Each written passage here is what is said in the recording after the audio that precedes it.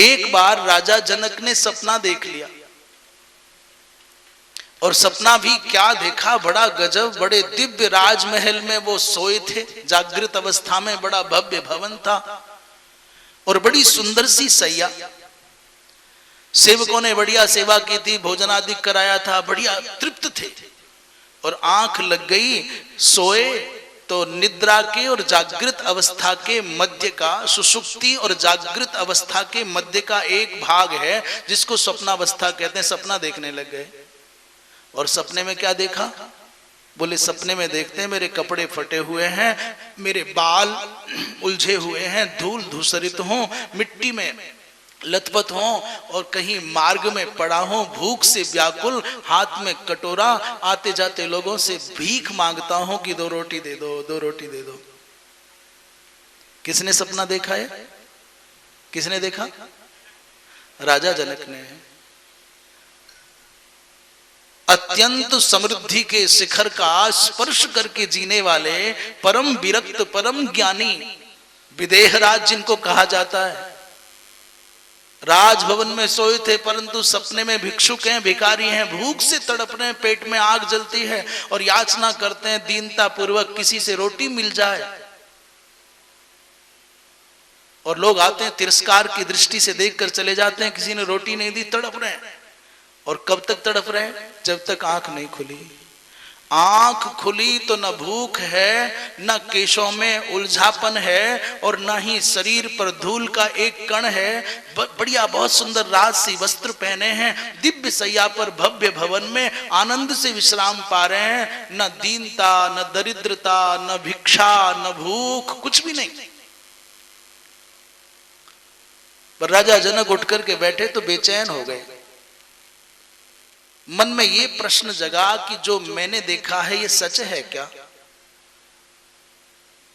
मैं राजा बनकर के समाज में, संसार में सम्मान पाता हूं, ये सच है कि मैंने जो आज दृश्य देखा है अपने मन के केंद्र पर बैठ करके, वो भिक्षुक होना, वो सच है? ये सच है कि वो सच है? ये प्रश्न मन में कौंधने लगा। बड़े बेचैन, बड़े उदास, बड़े विह्वल, बड़े विकल, पर समाधान नहीं आया। उठे, स्नान किया, सेवकों ने कुछ खाने पीने के लिए पूछा पर भूख नहीं है। उदासीन भाव से सज्जित होकर के, श्रृंगार करके अपने राज भवन से राज दरबार में पहुंचे हैं। और राज दरबार में पहुंच करके भी जो भी विद्वान आते, मंत्री आते, सामंत आते, संत आते, जो भी आए, राजा जनक सबसे एक ही प्रश्न करते हैं, ये सच है कि वो सच है?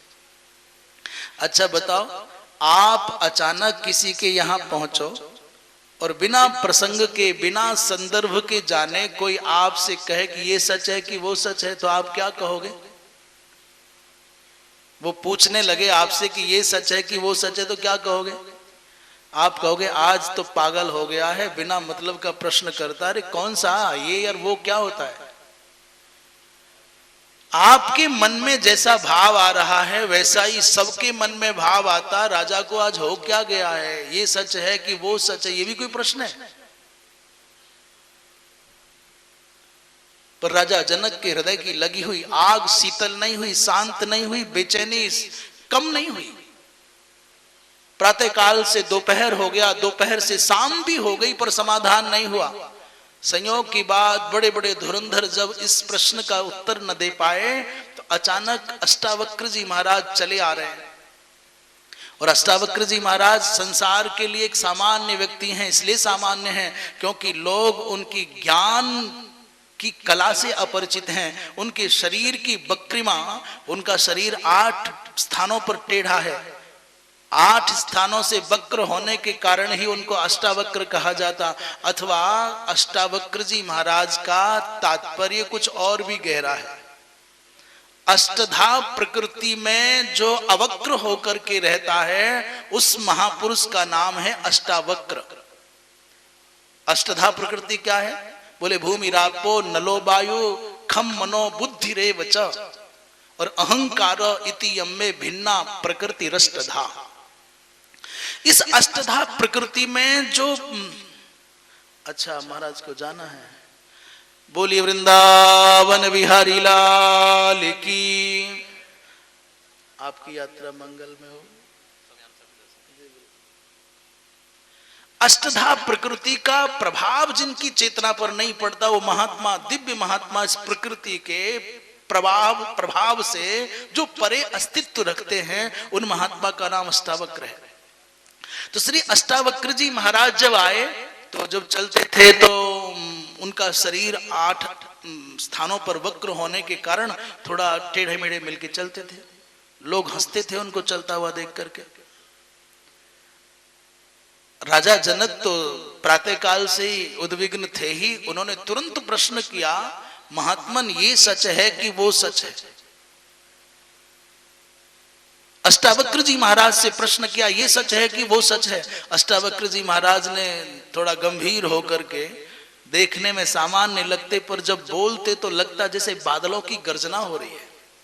मेघ गंभीर घोष के साथ बड़ी बड़ी दिव्य वाणी में, समाधान करने वाली वाणी में, सत्य का दर्शन कराने वाली वाणी में श्री अष्टावक्र जी महाराज ने कहा, राजन क्या पागलपने की बातें करते हो?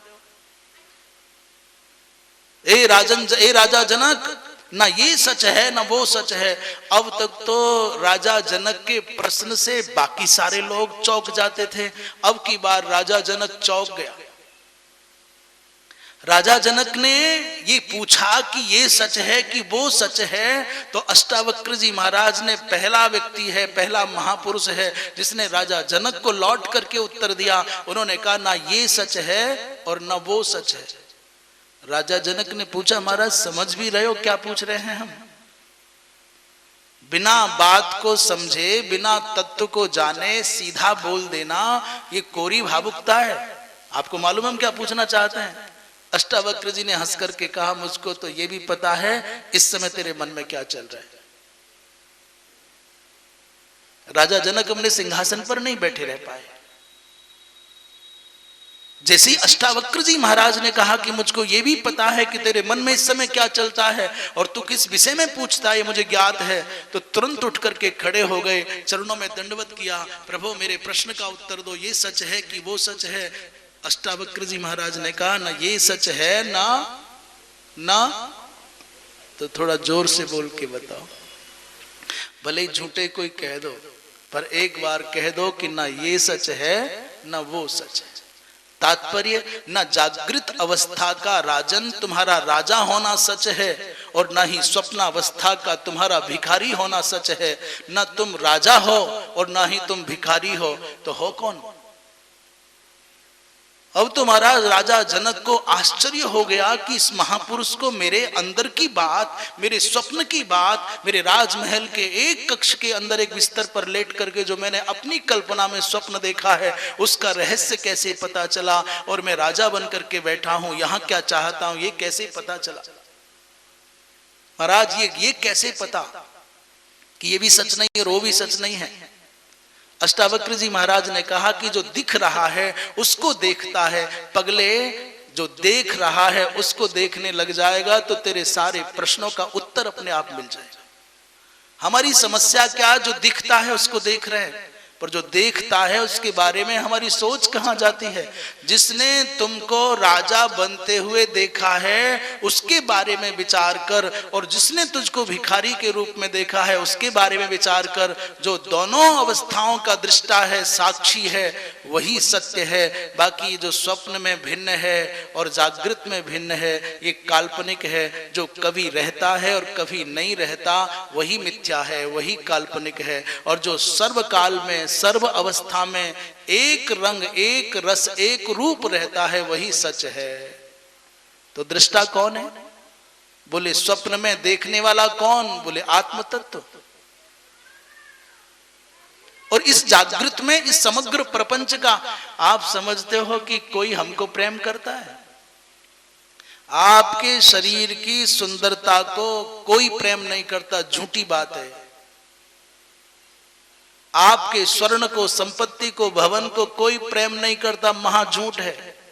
जब तक इस शरीर में वो बसा हुआ है ना, वो सत्ता है परमात्मा सत्ता, तब तक प्रेम है। और जिस पल इस शरीर से वो कनेक्शन कट जाएगा तो लोग कहेंगे जल्दी तैयारी करो, भर निकालो घर से बाहर, मिट्टी हो गया आप।